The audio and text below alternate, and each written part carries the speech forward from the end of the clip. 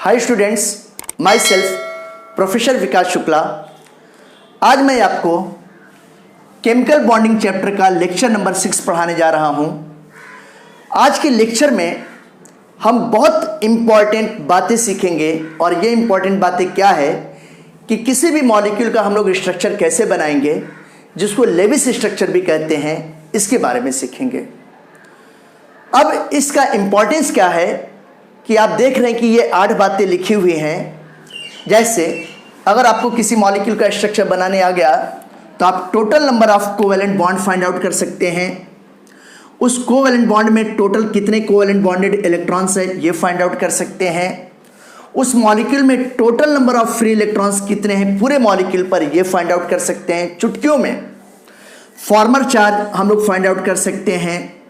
Molecule symmetrical है कि unsymmetrical है ये फाइंड आउट कर सकते हैं। उस मॉलिक्यूल में हर एक एटम पर हाइब्रिडाइजेशन क्या होगा ये भी फाइंड आउट कर सकते हैं। मॉलिक्यूल रेगुलर है या डिस्टॉर्टेड ज्योमेट्री शो करेगा, रेगुलर ज्योमेट्री या डिस्टॉर्टेड, ये फाइंड आउट कर सकते हैं। और उस मॉलिक्यूल में हर एक एलिमेंट पर ऑक्सीडेशन नंबर फाइंड आउट कर सकते हैं।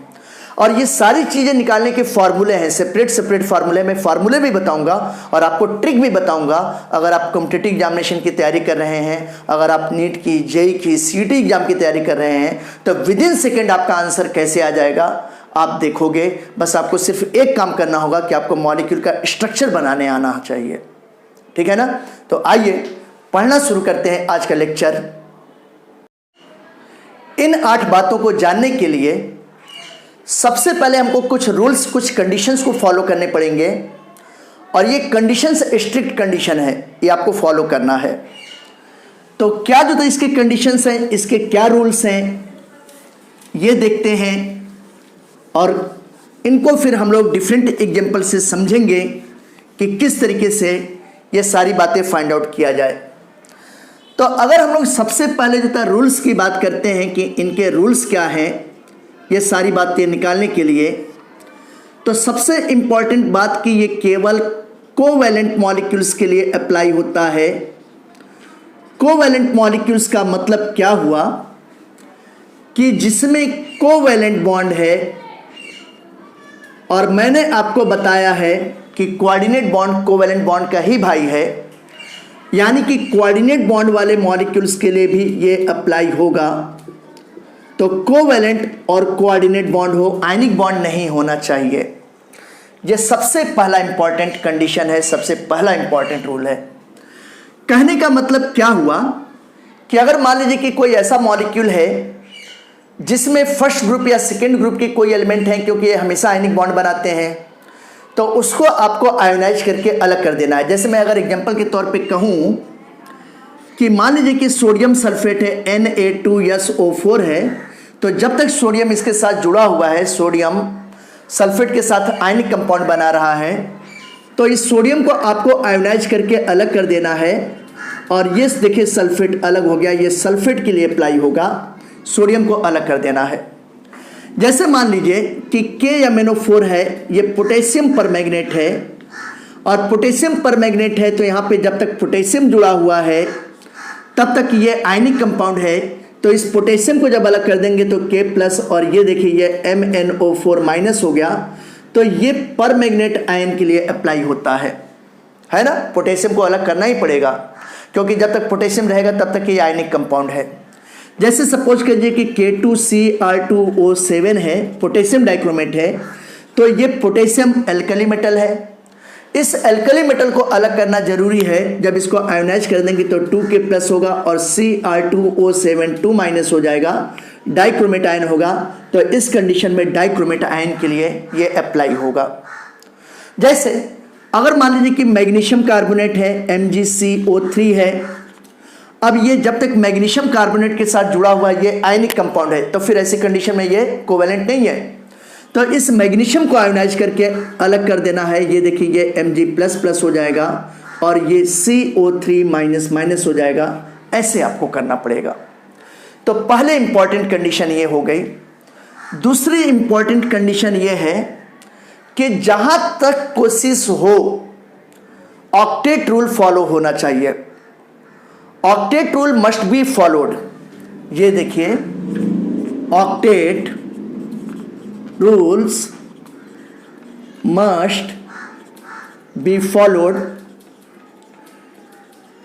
केवल कुछ रिलैक्सेशन किसमें दिया गया है, जैसे आप देखोगे कि बेरिलियम है, इसके लिए रिलैक्सेशन दिया गया है, बोरॉन के लिए दिया गया है, एल्युमिनियम के लिए रिलैक्सेशन दिया गया है। इनके हाइड्रोजन कभी भी ऑक्टेट पूरा नहीं करता है, डुप्लेट पूरा करता है।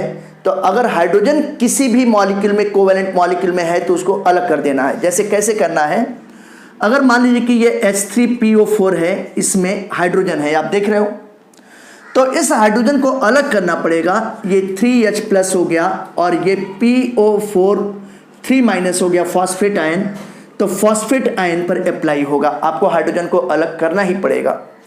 जैसे मान लीजिए कि अगर ये H2 या SO4 है, सल्फ्यूरिक एसिड, तो इसमें हाइड्रोजन है, हाइड्रोजन कभी ऑक्टेट पूरा नहीं करता, ये हमेशा डुप्लेट पूरा करता है, तो इसको अलग करना पड़ेगा, सेपरेट करना पड़ेगा। अगर इसको सेपरेट करेंगे तो ये देखिए 2H+ हो गया और ये SO4 2- हो गया, तो सल्फेट आयन के लिए अप्लाई होता है। ये बात आप ध्यान रखिएगा। और फिर इसके बाद एक तीसरा और बहुत ही इंपॉर्टेंट कंडीशन है, और ये थर्ड और इंपॉर्टेंट कंडीशन क्या है, इसको देखते हैं।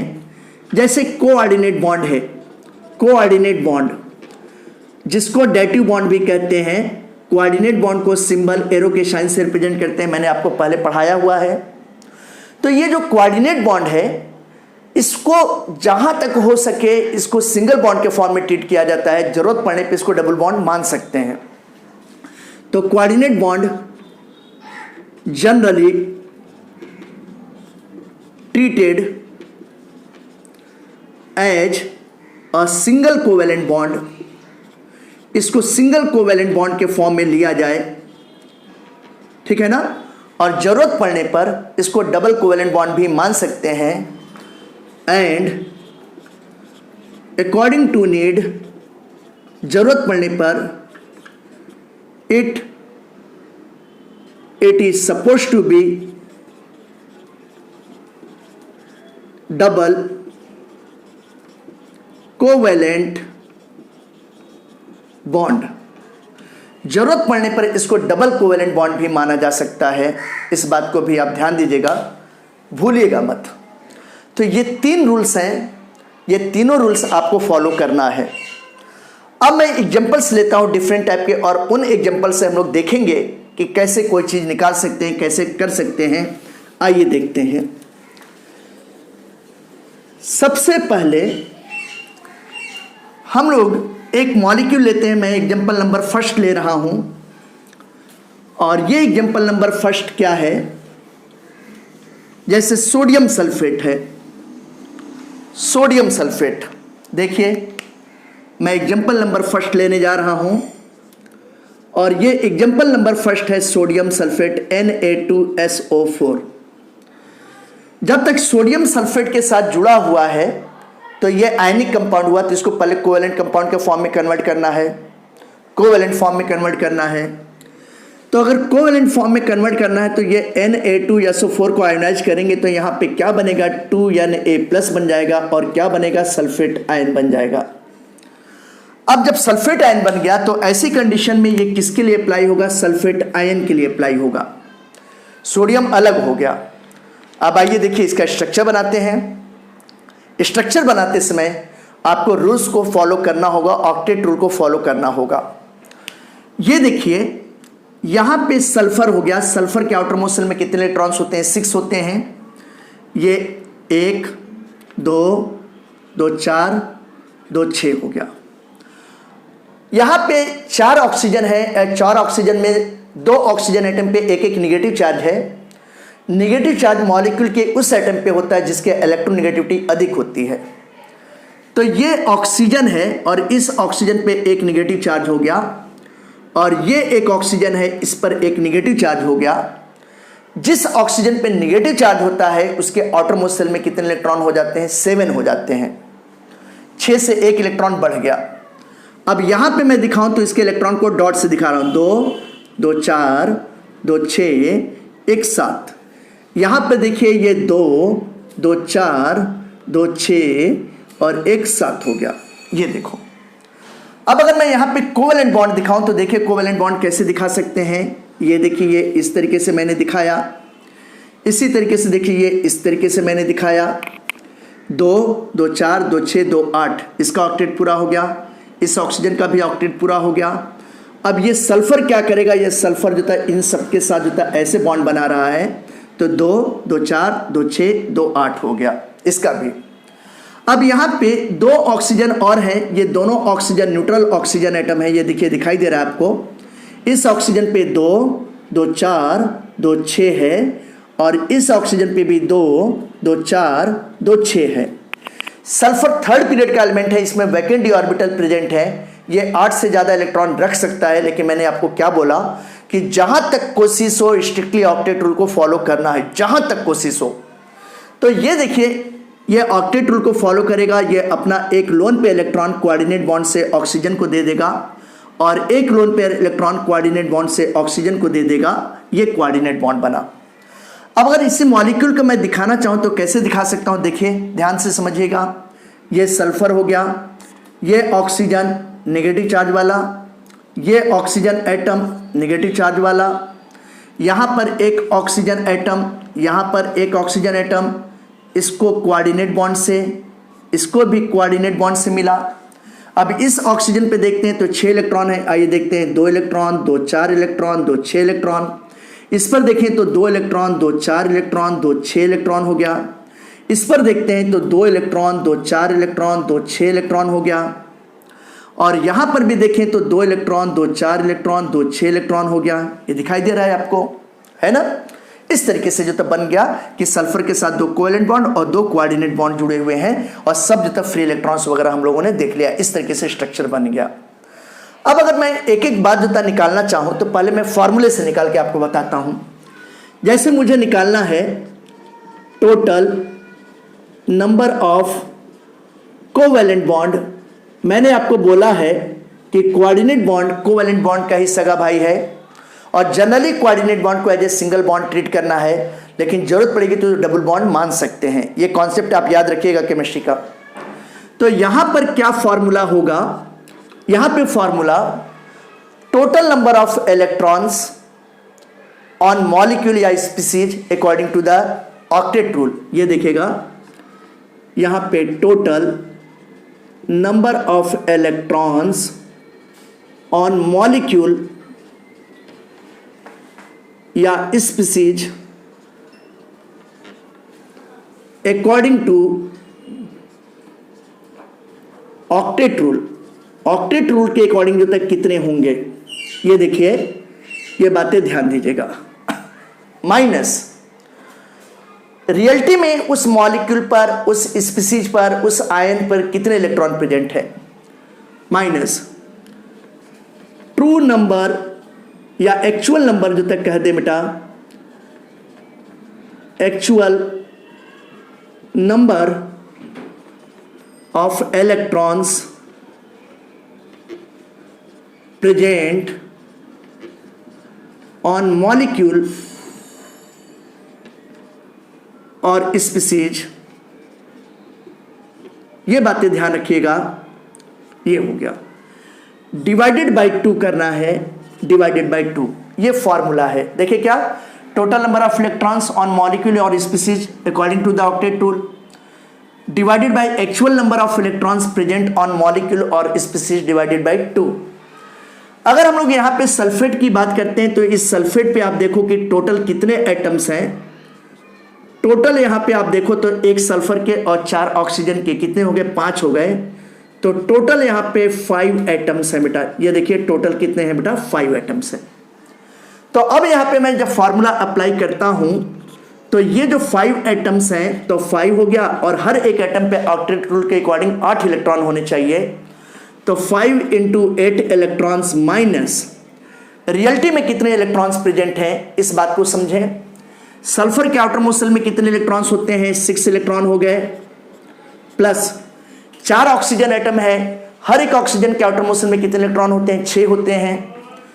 तो 4 × 6 हो गया और 2 निगेटिव चार्ज है तो यहाँ पे 2 निगेटिव चार्ज भी 2 इलेक्ट्रॉन और ऐड कर देंगे डिवाइडेड बाई क्या करेंगे, डिवाइडेड बाई 2 कर देंगे। अब आइए, ये 5 अट्ठे 40 इलेक्ट्रॉन हो गया, माइनस यहाँ पे देखते हैं 6 चौक 24, 6 30, 2 32 हो गया, तो ये 32 इलेक्ट्रॉन्स हो गए। डिवाइडेड बाई 2 करेंगे और अगर इसको हम लोग करते हैं तो 40 में से 32 गया तो कितना बचा, 8 हो गया। और अगर 8/2 करेंगे बेटा तो ये कितना हो जाएगा, ये 4 बॉन्ड हो जाएंगे। देखिए तो टोटल बॉन्ड कितने आ गए बेटा, 4। तो ये देखिए 1 2 3 4 बॉन्ड आ रहा है, मतलब हम लोग सही जा रहे हैं बिल्कुल।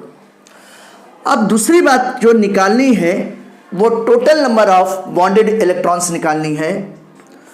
तो total number of covalent bonded electrons या बॉन्डेड इलेक्ट्रॉन्स बोलिए, एक ही बात है। आप जानते हो कि एक बॉन्ड में, सिंगल बॉन्ड में 2 इलेक्ट्रॉन होते हैं, तो 4 बॉन्ड में कितने होंगे, डबल हो जाएगा उसका। तो 4 × 2 इलेक्ट्रॉन्स करेंगे बेटा तो ये कितने हो जाएंगे, 8 इलेक्ट्रॉन्स हो जाएंगे। इस तरीके से निकल गया।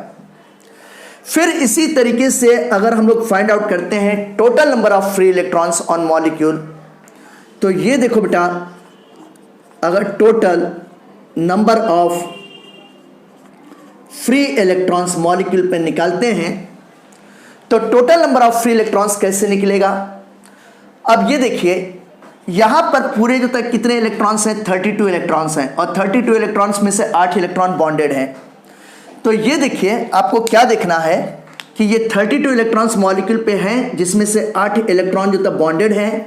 तो हम लोग क्या करेंगे, इस 32 में से 8 इलेक्ट्रॉन को माइनस कर देंगे तो ये कितना हो जाएगा, 12 में से 8 गए 4 हो गया। यहाँ पे ये 24 इलेक्ट्रॉन्स हो जाएंगे। 24 इलेक्ट्रॉन्स का मतलब जो था कितना हो गया, 12 लोन पेयर इलेक्ट्रॉन कर सकते हैं, है ना, या 24 इलेक्ट्रॉन्स कर सकते हैं। तो देखिए कितने इजी वे में ये निकला। अब ये तो मैं आपको फॉर्मूला देख के बता रहा हूं, अगर हमको जो ट्रिक से निकालना है तो इसी चीज को देखिए आप, विद इन सेकेंड निकल जाएगा, ये मेरी गारंटी है। आप देखिए कैसे मैं निकालता हूं, देखा आपने, ध्यान रखिएगा। आपका आ गया total number of covalent bond कितना आ गया बेटा, 4 आ गया। फिर देखिए बॉन्डेड इलेक्ट्रॉन्स हम लोगों ने निकाला 8 इलेक्ट्रॉन, और फिर जो है total number of free electrons कितना हो गया, 24 इलेक्ट्रॉन्स हो गया। आप याद रखिएगा कि 4, 8 और 24 आ रहा है, 4 टोटल बॉन्ड आ रहा है, 8 इलेक्ट्रॉन बॉन्डेड इलेक्ट्रॉन आ रहा है, और 24 इलेक्ट्रॉन्स फ्री इलेक्ट्रॉन्स मॉलिक्यूल पे हैं। अब यही चीज मैं आपको ट्रिक से निकालता हूं। देखिए ये आपके सामने स्ट्रक्चर बना हुआ है और मैं कुछ नहीं देख रहा हूं, ये सारी चीजें मैं मिटा दे रहा हूं, इरेज कर दे रहा हूं, और आप देखिए कि यही आंसर कितने इजी वे में आ जा रहा है, ये बात ध्यान देने का है। यहां पर देखिए ये टोटल बॉन्ड कितने हैं बेटा जी, 1 2 3 4 बॉन्ड है, 2 कोऑर्डिनेट और 2 कोवैलेंट। कोऑर्डिनेट भी कोवैलेंट बॉन्ड का एक स्पेशल टाइप है। तो ये देखिए बेटा जी टोटल बॉन्ड कितने हो गए, 4 आ गए। देखा, अगर हमको निकालना है बॉन्डेड इलेक्ट्रॉन्स तो एक बॉन्ड में 2 इलेक्ट्रॉन होते हैं, तो 4 बॉन्ड में कितने हो गए, 8। तो अब ये देखिए अगर हमको बॉन्डेड इलेक्ट्रॉन्स निकालना है तो बॉन्डेड इलेक्ट्रॉन्स कितने हो जाएंगे, 8 इलेक्ट्रॉन हो जाएंगे। अगर हमको मॉलिक्यूल पे फ्री इलेक्ट्रॉन्स निकालना है तो फ्री इलेक्ट्रॉन्स जो है कैसे निकालेंगे, ये देखिए 6 दूनी 12, 6 त्रिक 18, 6 चौक 24, टोटल 24 इलेक्ट्रॉन हो जाएंगे। तो ये 24 इलेक्ट्रॉन्स हो जाएंगे। तो total bond 4, bonded electrons 8, free electron कितने हो गए, 24 इलेक्ट्रॉन्स हो गए। ये सारी बातें आप लोग ध्यान रखिएगा, कभी भूलिएगा मत। देखा, विद इन सेकेंड निकल गया अगर हमको स्ट्रक्चर बनाने आया। फिर मैं आपको दूसरी बातें भी बताने जा रहा हूं। जैसे मैंने आपको बताया था कि हम लोग फॉर्मल चार्ज निकाल सकते हैं। आइए फॉर्मल चार्ज अगर हमको निकालना है तो कैसे निकालेंगे, पहले मैं आपको फॉर्मूले से बता देता हूं फॉर्मल चार्ज कैसे निकालेंगे। फॉर्मल चार्ज निकालने का फॉर्मूला ये होता है कि सेंट्रल एटम पर जितना इलेक्ट्रॉन है तो ये valence electron minus total lone pair electrons minus half, और ये बॉन्ड पेयर इलेक्ट्रॉन्स होता है। ये फॉर्मूला आप सभी बच्चे जानते हैं, आपने पढ़ा हुआ है। अगर नहीं पढ़ा है तो मैं आपको पढ़ा रहा हूं, है ना, और फॉर्मल चार्ज मैंने अपने लेक्चर में पढ़ाया हुआ है। अब ये देखिए, अगर मैं फॉर्मल चार्ज निकालना चाहता हूं, सल्फर पे निकालना चाहता हूं, सल्फर पर, तो फॉर्मल चार्ज अगर मैं सल्फर पर निकालूंगा, ये देखिए सल्फर के एटम पर निकालूंगा, तो सल्फर के वैलेंस शेल में कितने इलेक्ट्रॉन्स होते हैं? 6 इलेक्ट्रॉन होते हैं माइनस। देखिए लोन पे इलेक्ट्रॉन्स की बात करता हूँ, तो जब हम लोग स्ट्रक्चर बना रहे हैं तो लोन पे इलेक्ट्रॉन कुछ भी नहीं बचा, तो ये 0 हो गया, माइनस हाफ। अब बॉन्ड पे इलेक्ट्रॉन्स की बात करता हूँ, तो देखिए इसमें कितने बॉन्ड है? 1 बॉन्ड, 2 बॉन्ड, 3 बॉन्ड, 4 बॉन्ड है। तो 4 बॉन्ड में कितने इलेक्ट्रॉन्स हैं? 8 हैं टोटल। तो ये देखिए बेटा यहाँ पे कितना हो जाएगा? ये 8 इलेक्ट्रॉन्स हो जाएंगे। अब इसको सिंप्लीफाई करेंगे तो 2 1 जा 2, 2 4 जा 8 हो गया। इसको करते हैं तो ये देखिए बेटा यहाँ पे क्या आ गया? 6 - 4 करेंगे तो ये हो गया बेटा 2। ये देखा, तो फॉर्मल चार्ज की वैल्यू कितनी आ जाएगी बेटा? +2। साइन भी लगाना है, +2 आ जाएगा सल्फर पर। अब इसी तरीके से अगर मुझे फॉर्मल चार्ज निकालना है, किस पे निकालना है? कोऑर्डिनेट बॉन्ड वाले ऑक्सीजन पे, कोऑर्डिनेट बॉन्ड वाले ऑक्सीजन पर। तो formal charge coordinate bonded oxygen, किसी भी कोवैलेंट मॉलिक्यूल में फॉर्मल चार्ज उस पर निकालते हैं जिस पर कोई चार्ज दिखाई नहीं देता है। 2 ऑक्सीजन नेगेटिव वाले हैं, इस पे एक माइनस दिखाई दे रहा है, इस पे कभी नहीं निकालेंगे। ये जो न्यूट्रल वाले हैं इस पे फाइंड आउट करेंगे, इस पर चार्ज हो भी सकता है, नहीं भी हो सकता है। तो जब हम लोग करते हैं तो ऑक्सीजन के आउटर मोस्ट शेल में कितने इलेक्ट्रॉन्स होते हैं? 6 माइनस। अब आइए जो लोन पे इलेक्ट्रॉन देखें तो 2 2 4 2 6 हो गया, 6 माइनस हाफ हो गया। बॉन्ड पे इलेक्ट्रॉन्स की बात करते हैं तो देखिए ये कोऑर्डिनेट बॉन्ड से है जिसमें 2 इलेक्ट्रॉन है ना। तो ये देखिए यहाँ पे 2 इलेक्ट्रॉन हो गया, तो 2 1 जा 2, ये 1 हो गया। इसको करेंगे तो ये 6 माइनस कितना हो गया? 7 हो गया। 6 - 7 का मतलब कितना हो गया बेटा जी? इसका मतलब -1 हो गया। ये आपने देखा। तो ये क्या समझ में आ गया कि सल्फर पे कितना हो गया? फॉर्मल चार्ज की वैल्यू +2 हो गया, और ऑक्सीजन पे कितना हो गया? -1 हो गया। ये हम लोगों ने फॉर्मूला से निकाला।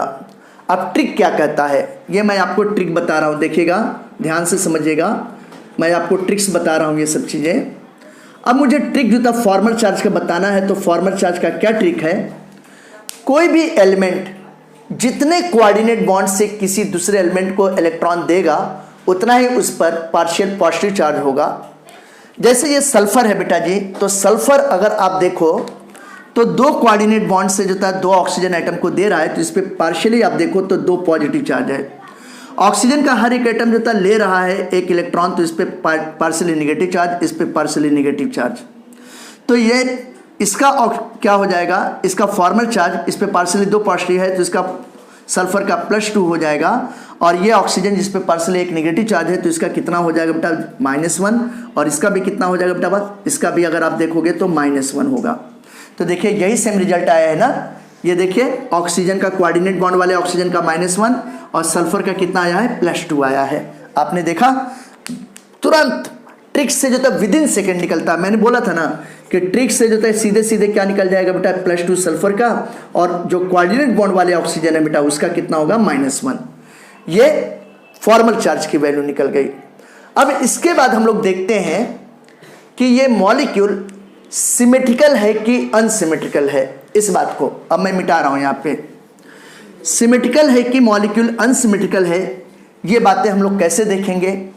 अगर सेंट्रल एटम पे कोई लोन पेयर इलेक्ट्रॉन बचता है, ठीक है ना, या उससे जुड़ा हुआ कोई भी एक एटम डिफर कर जाए तो वो अनसिमेट्रिकल होगा। लेकिन अगर सेंट्रल एटम पे कोई भी लोन पे इलेक्ट्रॉन नहीं है, कोई फ्री इलेक्ट्रॉन नहीं है, और उससे जुड़े हुए सारे के सारे एटम सेम है बेटा, तो वो मॉलिक्यूल सिमेट्रिकल होगा। सल्फर पे कोई बेचारे पे लोन पे इलेक्ट्रॉन नहीं बचा, एक लोन पेयर इसको दे दिया, एक इसको दे दिया, तो कोई नहीं बचा। और सल्फर जो है चारों ऑक्सीजन एटम से जुड़ा है, ऑक्सीजन के ही एटम है, इसलिए ये जो मॉलिक्यूल होगा, ये मॉलिक्यूल कैसा होगा बेटा? बोलो। ये मॉलिक्यूल हो जाएगा सिमेट्रिकल हो जाएगा। देखिएगा ध्यान से देखिएगा, ये मॉलिक्यूल कैसा हो जाएगा? सिमेट्रिकल मॉलिक्यूल हो गया। तो मैंने आपको कितनी बातें बता दी? 1 2 3 4 5, 3 बातें और बतानी है। अब ये देखते हैं कि मॉलिक्यूल का हाइब्रिडाइजेशन क्या होगा। हाइब्रिडाइजेशन निकालने का भी फार्मूला होता है। अगर हाइब्रिडाइजेशन निकालने का फार्मूला देखें हम लोग, तो हम लोग नंबर ऑफ हाइब्रिड ऑर्बिटल्स निकालते हैं। अगर हम लोग नंबर ऑफ हाइब्रिड ऑर्बिटल निकालते हैं तो देखिए ये फार्मूला होता है x = वैलेंस इलेक्ट्रॉन, यहाँ पे हाफ कर देते हैं, हाफ वैलेंस इलेक्ट्रॉन माइनस, फिर अगर आप देखते हो तो यहाँ पे monovalent atom plus monovalent atom minus cation plus anion, ये फॉर्मूला होता है हाइब्रिडाइजेशन निकालने का। और आप सभी लोग जानते हो कि अगर x की वैल्यू 2 है और मॉलिक्यूल अगर रेगुलर ज्योमेट्री शो करेगा बेटा, रेगुलर ज्योमेट्री है ना, मॉलिक्यूल अगर सिमेट्रिकल है तो इसका हाइब्रिडाइजेशन sp होगा। अगर x इक्वल टू 3 है बेटा तो इसका sp2 होगा। अगर x इक्वल टू 4 है तो इसका sp3 होगा। x इक्वल टू अगर 5 है बेटा तो ये sp3d हो जाएगा। टोटल नंबर ऑफ ऑर्बिटल 5 होंगे, 1 3 1 4 1 5 हो गया। x इक्वल टू 6 हो गया बेटा तो यहाँ पे sp3d2 हो गया। 2d के 3p के 3 2 5 1 6 हो गया। x इक्वल टू 7 हो गया तो ऐसी कंडीशन में sp3d3 हो जाएगा बेटा। 3 3 6 1 7 हो गया, ठीक है ना। तो हम लोग हाइब्रिडाइजेशन निकाल सकते हैं इससे। अब अगर मान लीजिए कि मुझे हाइब्रिडाइजेशन निकालना है बेटा, किसका निकालना है, सल्फर का निकालना है। आइए सल्फर का निकालते हैं हाइब्रिडाइजेशन। यहां पे हाफ हो जाएगा। सल्फर के वैलेंस शेल में कितने इलेक्ट्रॉन्स होते हैं, 6 होते हैं। मोनोवैलेंट एटम ऑक्सीजन 4 है, ऑक्सीजन डाइवैलेंट होता है, याद रखिएगा। तो मोनोवैलेंट एटम 0 है, माइनस कैटायन, कोई पॉजिटिव चार्ज आपको नहीं दिखाई दे रहा है बेटा सल्फेट पर, तो 0 हो गया। प्लस एनायन, 2 निगेटिव चार्ज है बेटा, देखिए दिखाई दे रहा है आपको 2 निगेटिव चार्ज है, ये देखिए। तो अगर इसको करेंगे तो ये क्या हो जाएगा, हाफ इंटू 6 + 2 8 हो गया बेटा। इसको करेंगे तो ये कितना हो गया, 4, और 4 का मतलब क्या हो गया, sp3। ये देखिए बेटा जी, ये sp3 टाइप का हाइब्रिडाइजेशन हो गया। ऐसे निकाला ना, आया समझ में, sp3 टाइप का। तो हाइब्रिडाइजेशन sp3। तो ये ट्रिक भी आपको, ये लंबा मेथड नहीं करना है, ट्रिक से तुरंत आ जाएगा। कैसे आ जाएगा, सबसे पहले जाता है, आप देखो कि जब हाइब्रिडाइजेशन हम लोग निकालते हैं या x की वैल्यू निकालते हैं बेटा, तो x का फॉर्मूला क्या होता है, x number of hybrid orbital निकालने का फॉर्मूला ये होता है total sigma bond. Sigma bond कितने हैं plus lone pair electrons, sorry lone pair electrons, ठीक। सिग्मा बॉन्ड अगर हम लोग देखते हैं सल्फर का तो देखिए 1 2 3 4 सिग्मा बॉन्ड होंगे बेटा, और लोन पेयर कुछ भी नहीं है। तो यहाँ पे जो था 4 + 0 हो जाएगा, मतलब कितना हो गया, 4 हो गया। अब 4 हो गया तो 4 का मतलब क्या हो गया, sp3 हो गया। तो कहाँ आप इतना लंबा मेथड कैलकुलेट करोगे, यहाँ पे आप तुरंत जो था ओरल कर सकते हो, मन में कर सकते हो। देखा कितने इजी तरीके से आ गया, ये बातें भी आपको समझ में आ गई होंगी। और एक बात और ध्यान रखिएगा बेटा कि जब आपको ट्रिक पता है ना तो किसी भी एटम का हाइब्रिडाइजेशन निकाल सकते हो। जैसे कैसे निकाल सकते हैं बेटा जी, यहाँ पे 3 लोन पेयर हैं ऑक्सीजन पर और एक क्या है बेटा, सिंगल बॉन्ड है, तो 3 1 4 कितना हो गया बेटा, इसका sp3 टाइप का हो गया, ठीक है ना। 3 लोन पेयर और एक सिग्मा बॉन्ड हो गया बेटा, कोऑर्डिनेट बॉन्ड सिग्मा बॉन्ड, तो ये भी sp3 हो गया। तो सभी ऑक्सीजन एटम का sp3 हाइब्रिडाइजेशन होगा, सल्फर का भी sp3 हाइब्रिडाइजेशन हो रहा है। अब आइए मैं कहता हूं कि इससे हम लोग ज्योमेट्री भी फाइंड आउट कर सकते हैं। ट्रिक, ज्योमेट्री कैसे फाइंड आउट कर सकते हैं। अगर हम लोग ज्योमेट्री की बात करते हैं कि ये किस तरीके की ज्योमेट्री को शो करता है, तो हम लोग देखेंगे कि ये रेगुलर ज्योमेट्री शो करेगा। कैसा शो करेगा, रेगुलर ज्योमेट्री शो करेगा। ये रेगुलर ज्योमेट्री है, रेगुलर ज्योमेट्री। रेगुलर ज्योमेट्री कैसे शो करता है, इस बात को आप समझिएगा। अगर हम लोग रेगुलर ज्योमेट्री की बात करें तो रेगुलर ज्योमेट्री जो तो क्या हुआ, हम यहाँ पे देखें तो ये कैसा मॉलिक्यूल है, सिमेट्रिकल है, इस पर कोई लोन पे इलेक्ट्रॉन नहीं है, जुड़े हुए सारे एटम सेम हैं, यानी कि बॉन्ड अट्रैक्शन बॉन्ड रिपल्सन सब में सेम है, तो ये रेगुलर ज्योमेट्री हुआ। और जो भी रेगुलर ज्योमेट्री शो करता है उसका शेप जो था हाइब्रिडाइजेशन पर डायरेक्ट डिपेंड करेगा। तो sp3 हुआ, तो sp3 का मतलब जो था शेप कैसा हो गया, टेट्राहेड्रल हो गया बेटा, प्लेनर। ऐसे हम लोग कर सकते हैं। कैसे, अब अगर इसका शेप बनाए तो सल्फर हो गया, ये देखिए बेटा, ये सल्फर के साथ जो था कोऑर्डिनेट बॉन्ड से एक ऑक्सीजन, ये ऑक्सीजन नेगेटिव चार्ज वाला, ये ऑक्सीजन नेगेटिव चार्ज वाला, ये देखिए बेटा ये ऑक्सीजन कोऑर्डिनेट बॉन्ड वाला। और अगर हम लोग यहाँ पे ऐसे बनाते हैं, ये ऐसे ऐसे इस तरीके से, तो ये जो शेप है, ये शेप क्या कहलाता है, मीथेन जैसा शेप आ गया। कार्बन टेट्राक्लोराइड के जैसा शेप आ गया तो टेट्राहेड्रल प्लेनर शेप कहलाएगा। अब लास्ट में एक बात और बची है कि ऑक्सीडेशन नंबर। भाई ऑक्सीडेशन नंबर कैसे निकालेंगे, ये भी ट्रिक से देखिए कैसे। सल्फर 2 इलेक्ट्रॉन ऑक्सीजन को दे रहा है, तो सल्फर का हम लोग पहले निकालते हैं बेटा। सल्फर के एटम पर सल्फर 2 इलेक्ट्रॉन कोऑर्डिनेट बॉन्ड से इसको 2 इलेक्ट्रॉन इसको +2 और हो गया। और कैसे जो दे रहा है बेटा, क्योंकि ऑक्सीजन की इलेक्ट्रोनेगेटिविटी सल्फर से ज़्यादा होती है तो ऑक्सीजन अट्रैक्ट करेगा और सल्फर को देना पड़ेगा। और 1 इलेक्ट्रॉन जो है इसको देगा और 1 इलेक्ट्रॉन इसको देगा, तो कितना हो गया ये +1 +1, तो कितना हो गया +6 हो गया। तो सल्फर का ऑक्सीडेशन नंबर +6 हो गया। बाकी जितने जो ऑक्सीजन हैं सभी ऑक्सीजन का ऑक्सीडेशन स्टेट कितना है -2 है। कैसे, एक नेगेटिव चार्ज वाला उस पर पहले से -1 है और 1 इलेक्ट्रॉन और ले रहा है तो -2। सेम यहाँ पर भी एक नेगेटिव चार्ज है और 1 इलेक्ट्रॉन ले रहा है सल्फर से तो -2। ये ऑक्सीजन न्यूट्रल है लेकिन एक लोन पे इलेक्ट्रॉन जो ले रहा है बेटा अट्रैक्ट कर रहा है तो -2 हो गया। तो आपने देखा कि ये जो 8 बातें हैं कितने इजी तरीके से जो हम लोग फाइंड आउट कर सकते हैं, कितने इजी तरीके से हम लोग ट्रिक से फाइंड आउट कर सकते हैं, फार्मूले से फाइंड आउट कर सकते हैं। इसके बाद मैं आपको कुछ और एग्जांपल्स बताने जा रहा हूं। आइए हम लोग सीखते हैं अगला एग्जांपल। ये देखिए, अब स्टूडेंट्स मैं आपको एग्जांपल नंबर 2 बताने जा रहा हूं। पहला एग्जांपल मैंने सोडियम सल्फेट का बताया, यह है H3PO4 है। इसको ऑर्थोफॉस्फोरिक एसिड या फॉस्फोरिक एसिड कहेंगे। और इस H3PO4 मॉलिक्यूल में हम लोग उन्हीं सारी बातों को फाइंड आउट करेंगे। ये मॉलिक्यूल कोवैलेंट मॉलिक्यूल है क्योंकि यहाँ पे कोई एल्कली मेटल या अल्कलाइन अर्थ मेटल नहीं है, फर्स्ट ग्रुप या सेकेंड ग्रुप का कोई भी एलिमेंट नहीं है, तो ये प्योर कोवैलेंट मॉलिक्यूल है। लेकिन एक रिस्ट्रिक्शन आ रहा है कि हाइड्रोजन केवल डुप्लीट पूरा करता है, ऑक्टेट पूरा नहीं करता। तो मैंने रूल्स में आपको बताया कि अगर हाइड्रोजन किसी मॉलिक्यूल में प्रेजेंट होगा तो इसको आयोनाइज करके अलग कर देना है 3H+, और ये हो जाएगा फॉस्फेट आयन PO4 3-। तो इस फॉस्फेट आयन का निकलेगा हम लोग।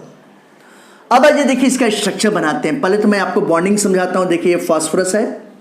फॉस्फोरस के आउटरमोस्ट शेल में कितने इलेक्ट्रॉन्स होते हैं? 5 होते हैं। सबको मालूम है कि कितने होते हैं? 5।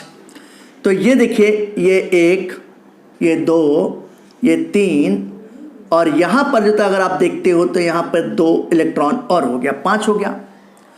अब यहाँ पे देखिए कि 4 ऑक्सीजन है और 4 ऑक्सीजन में से 3 ऑक्सीजन पे एक नेगेटिव चार्ज है क्योंकि oxygen is more electronegative than phosphorus. तो 3 नेगेटिव चार्ज 4 ऑक्सीजन में से 3 ऑक्सीजन एटम पे होगा। तो ये ऑक्सीजन जिस पर नेगेटिव चार्ज यहाँ पर, ये ऑक्सीजन जिस पर नेगेटिव चार्ज यहाँ पर, ये ऑक्सीजन जिस पर नेगेटिव चार्ज यहाँ पर मैंने बनाया और एक ऑक्सीजन एटम है ऐसा जो न्यूट्रल है, उसको मैंने यहाँ पे बनाया। इसके इलेक्ट्रॉन को थोड़ा सा और पास दिखा देता हूँ, लोन पे इलेक्ट्रॉन्स को। अब ये देखिएगा ये ऑक्सीजन पे जिस पर नेगेटिव चार्ज है तो इसके वैलेंस शेल में 7 इलेक्ट्रॉन हो गए, वैसे 6 होते हैं लेकिन न्यूट्रल ऑक्सीजन का नेगेटिव चार्ज की वजह से 7 हो गए। तो 2, 2, 4, 2, 6 और एक यहाँ पर कितना हो गया? ये 7 हो गया। यहाँ पर देखिए ये 2 हो गया, 2, 4, 2, 6 और एक यहाँ पे क्या हो गया बेटा? 7 हो गया। सेम चीज़ यहाँ पर भी देखिए 2, 2, 4, 2, 6 और एक यहाँ पे 7 हो गया बेटा। और अगर हम लोग यहाँ पे बात करते हैं तो ये देखिए ये 2 हो गया, 2, 4 हो गया, 2, 6 हो गया। अब अगर ऐसी कंडीशन में हम लोग देखें तो ये इसके साथ जो था ऐसे करेगा, ये बेटा जी ये इसके साथ जो था ऐसे कोवेलेंट बॉन्ड 1 पे इलेक्ट्रॉन की शेयर करेंगे, ये भी इसके साथ 1 पे इलेक्ट्रॉन की शेयरिंग होगी। तो ऑक्सीजन का देखिए 2, 2, 4, 2, 6, 1, 7, 1, 8 ऑक्टेट पूरा हो गया सभी तीनों ऑक्सीजन का। अब ये फास्फोरस भी क्या करेगा कि इन सब के साथ जो था ऐसे कोवेलेंट बॉन्ड बना लेगा। ये देखिए फास्फोरस की बात देखें 2, 2, 4, 2, 6, 2, 8 फास्फोरस का भी ऑक्टेट पूरा हो गया। अब बेचारा एक ऑक्सीजन बचा, तो यहाँ पे स्ट्रिक्टली ऑक्टेट रूल फॉलो करना है बेटा। फास्फोरस 3rd पीरियड का एलिमेंट है, ये डबल कोवेलेंट बॉन्ड बना सकता था लेकिन फास्फोरस पे फिर 10 इलेक्ट्रॉन हो जाता। ऑक्टेट रूल फॉलो नहीं करता, इसलिए ऑक्टेट रूल फॉलो करवाने के लिए यहाँ पे मैं कोऑर्डिनेट बॉन्ड से इस ऑक्सीजन को एक लोन पे इलेक्ट्रॉन पार्शियली दिलवा देता हूँ। अब इसी स्ट्रक्चर को अगर हम लोग देखें तो कैसे कह सकते हैं, ये फास्फोरस, ये नेगेटिव चार्ज वाला ऑक्सीजन, ये नेगेटिव चार्ज वाला ऑक्सीजन, ये नेगेटिव चार्ज वाला ऑक्सीजन, ये हो गया बेटा जी। और ये ऑक्सीजन ऐसा है जिसको कोऑर्डिनेट बॉन्ड से फास्फोरस अपना लोन पे इलेक्ट्रॉन दे रहा है। अब अगर हम लोग देखें तो इस ऑक्सीजन पे कितने हो गए, ये 2 हो गया, 2 4 हो गए, 2 6 हो गया, 2 हो गया, 2 4 हो गया, 2 6 हो गया, 2 हो गया, 2 4 हो गया, 2 6 हो गया, ये 2, ये 2 4, ये 2 6, ये हो गया बेटा जी। ये आपने देखा, ध्यान दीजिएगा। अब मैं सारी चीज़ें आपको बताने जा रहा हूँ। पहले वाले मेथड में मैंने सब कुछ बताया था, आपको डिटेल में बताया था फार्मूले से। अब इस बार मैं केवल ट्रिक्स से बताने जा रहा हूँ कि आप देखिए सारे क्वेश्चंस के आंसर कितने इजी वे में जल्दी जल्दी निकाल सकते हैं।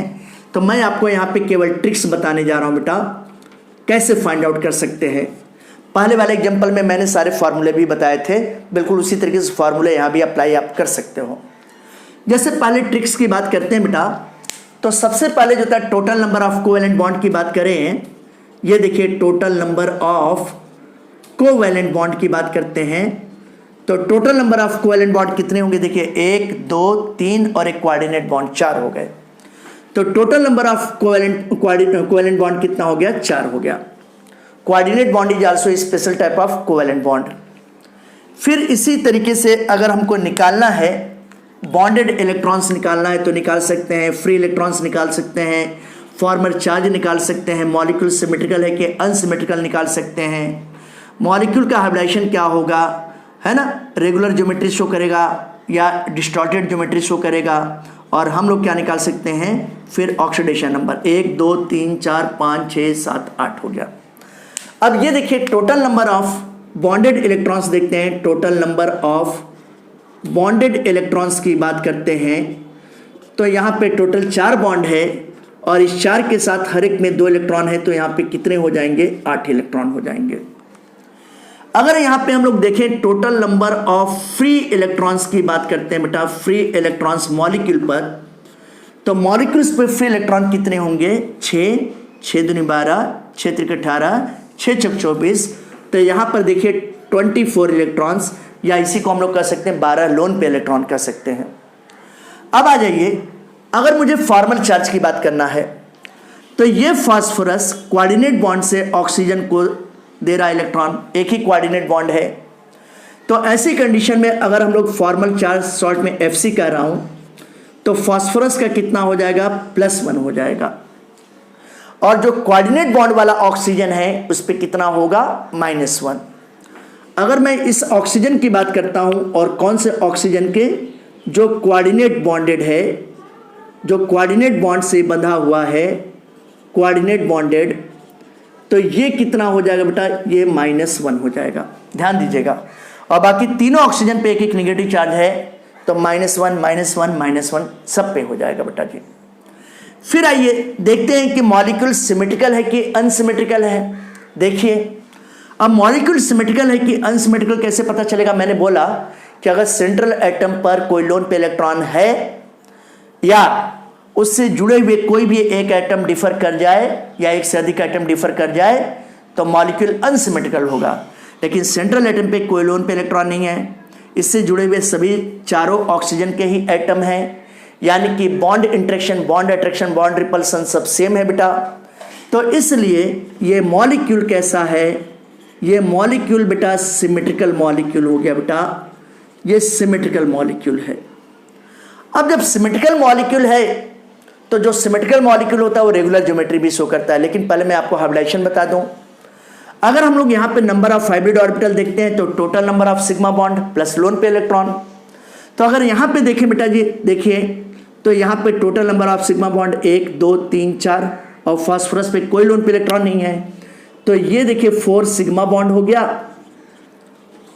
प्लस 0 लोन पेयर हो गया, तो यानी कि 4 हो गया। तो 4 का मतलब sp3 हो गया बेटा, हाइब्रिडाइजेशन निकल आया। ऑक्सीजन की बात करें तो ऑक्सीजन का भी होता है, देखिए एक लोन पेयर, दो लोन पेयर, तीन लोन पेयर, एक सिग्मा बॉन्ड, तो sp3, इसका भी sp3, इसका भी sp3, इसका भी sp3, सभी ऑक्सीजन का। अब ये देखें कि मॉलिक्यूल रेगुलर ज्योमेट्री शो करेगा या डिस्टॉर्टेड ज्योमेट्री, तो मॉलिक्यूल सिमेट्रिकल है इसलिए रेगुलर ज्योमेट्री शो करेगा, और इसकी ज्योमेट्री हाइब्रिडाइजेशन डिपेंडेंट होगी यानी कि टेट्राहेड्रल प्लेनर होगा। तो ये देखिए ये शो करेगा, रेगुलर ज्योमेट्री शो करेगा, और इसकी ज्योमेट्री कैसी होगी, मीथेन जैसा, इसको कहेंगे टेट्राहेड्रल प्लेनर, जैसे मीथेन का होता है उसी तरीके से शो करेगा बिल्कुल। अब अगर हम लोग यहाँ पे देखें ऑक्सीडेशन नंबर, आइए देख लेते हैं। ऑक्सीडेशन नंबर के हिसाब से जो है इलेक्ट्रोनेगेटिविटी पर डिपेंड करेगा। फास्फोरस 2 इलेक्ट्रॉन इस ऑक्सीजन को, एक इसको, एक इसको, एक इसको, और 2 इलेक्ट्रॉन जो तक किसको दे रहा है बेटा जी, ये कोऑर्डिनेट बॉन्डेड ऑक्सीजन को। तो टोटल कितना दे पा रहा है, +2 +1 +3 +4 +5। तो अगर हम लोग ऑक्सीडेशन नंबर की बात करें तो ऑक्सीडेशन नंबर अगर फास्फोरस की बात करते हैं तो +2 कोऑर्डिनेट बॉन्ड, बाकी 3 को +1 +1 +1 हो गया, तो ये कितना हो गया, ये +5 हो गया, ठीक है ना।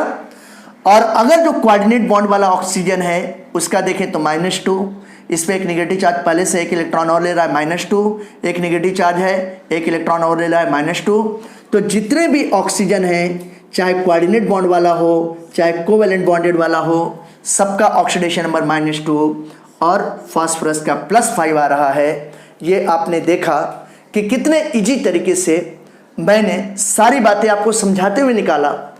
जब मैं आपको समझाते हुए निकाला तब इतना टाइम लग रहा है बेटा, और मन में निकालूंगा तो आप समझ लो कि मिनट के अंदर, 1 मिनट के अंदर 8 बातें निकल जाएगी, क्योंकि मन से तेज कोई चीज़ चल नहीं सकता है। आप जानते हो ना, no anything in this world fastest as compare to मन, ये बात आप ध्यान रखिएगा। अब इसी तरीके से मैं आपको अगला एग्जाम्पल बताने जा रहा हूं, और वो अगला एग्जाम्पल भी ऐसे ही मैं ट्रिक से आपको सारी बातें बता दूंगा। आइए देखते हैं क्या है नेक्स्ट, क्या मैं आपके लिए लाया हूं, ये देखते हैं। जैसे मुझे निकालना है, बहुत से बच्चे गलत कर देते हैं, और क्या गलत करते हैं, एग्जाम्पल नंबर 3 में आपको बताने जा रहा हूं। P4 मॉलिक्यूल, ये फास्फोरस के मॉलिक्यूल में, P4 मॉलिक्यूल में अगर हम लोग देखें तो यहां पर इसका स्ट्रक्चर बनाएंगे तो देखिए ये जो तो फास्फोरस हो गया। जब भी आपको फास्फोरस का कोई ऐसा मॉलिक्यूल या कंपाउंड दिखाई दे जिसमें 4 फास्फोरस एटम हैं, तो एक बात ध्यान रखिएगा, ट्रिक याद रखिएगा कि आपको काइट लाइक स्ट्रक्चर बनाना है। फिर से क्या, कोई भी ऐसा फास्फोरस का मॉलिक्यूल है जैसे P4 हो गया, या फास्फोरस का कोई भी ऐसा कंपाउंड है जिसमें 4 फास्फोरस एटम है, तो सबसे पहले आपको काइट लाइक स्ट्रक्चर बनाना है। जैसे पतंग होता है ना, पतंग कैसे, ऐसे ऐसे ऐसे ऐसे वैसे बनाना है। तो आइए देखिए इसका बनाते हैं। ये फास्फोरस हो गया, ये फास्फोरस, ये फास्फोरस, ये फास्फोरस, ये फास्फोरस ऐसे, फास्फोरस ऐसे, ये ऐसे, काइट लाइक स्ट्रक्चर। मैंने बोला था ना पतंग जैसा स्ट्रक्चर बन रहा है। फास्फोरस के एटॉमिक नंबर में कितने इलेक्ट्रॉन होते हैं, 5, तो 5 6 7, 5 6 7, ऑक्टेट पूरा नहीं हो रहा है, ऑक्टेट तो पूरा होना चाहिए, ये जन्म सिद्ध अधिकार है ऑक्टेट पूरा करना। तो ये ऐसे और ये ऐसे। अब आप देखो 5 6 7 8, 5 6 7 8, सबका ऑक्टेट पूरा हो रहा है, और हर एक फास्फोरस पे एक लोन पेयर, एक लोन पेयर, एक लोन पेयर, एक लोन पेयर इलेक्ट्रॉन आ जा रहा है। अब आइए देखिए ट्रिक से सारी बातें देखते हैं। Total number of covalent bond कितने हो जाएंगे, 1 2 3 4 5 6, तो 6 हो गया बेटा। अगर हम लोग बॉन्डेड इलेक्ट्रॉन्स की बात करते हैं बेटा, तो ये देखिए बॉन्डेड इलेक्ट्रॉन्स कितने हो जाएंगे, 6 इंटू हर एक बॉन्ड में 2 इलेक्ट्रॉन होगा, तो ये कितना होगा बेटा, 12 इलेक्ट्रॉन, है ना। अगर फ्री इलेक्ट्रॉन्स की बात करते हैं मॉलिक्यूल पर, फ्री इलेक्ट्रॉन की बात करते हैं मॉलिक्यूल पर बेटा, तो 2 2 4 2 6 2 8 इलेक्ट्रॉन है। 8 इलेक्ट्रॉन का मतलब 4 लोन पे इलेक्ट्रॉन जो था फ्री है पूरे मॉलिक्यूल पर। अब आ जाइए फॉर्मल चार्ज की बात करते हैं बेटा, तो फॉर्मल चार्ज क्या होगा ये देखते हैं। सारे फास्फोरस एटम एक दूसरे से प्योर कोवेलेंट बॉन्ड से बॉन्डेड हैं। कहीं पर कोऑर्डिनेट बॉन्ड नहीं है बेटा, तो हर एक फास्फोरस पर फॉर्मल चार्ज की वैल्यू कितनी होगी? 0 हो जाएगी। तो ये देखिए, ये formal charge 0 on each phosphorus, हर एक फास्फोरस एटम पर 0 हो जाएगा। फिर आइए देखते हैं मॉलिक्यूल सिमेट्रिकल है कि अनसिमेट्रिकल। मैंने बोला था कि मॉलिक्यूल पर अगर लोन पे इलेक्ट्रॉन हो गया एटम पर तो अनसिमेट्रिकल, तो लोन पेयर है बेटा, दिखाई दे रहा है ना। तो मॉलिक्यूल कैसा हो जाएगा बेटा? अनसिमेट्रिकल हो जाएगा। और अनसिमेट्रिकल का मतलब वो डिस्टॉर्टेड ज्योमेट्री शो करेगा, अब रेगुलर तो नहीं करेगा। आइए देखते हैं, जब ये अनसिमेट्रिकल हो गया तो इसकी जो ज्योमेट्री होगी वो डिस्टॉर्टेड होगी, इरेगुलर ज्योमेट्री होगी।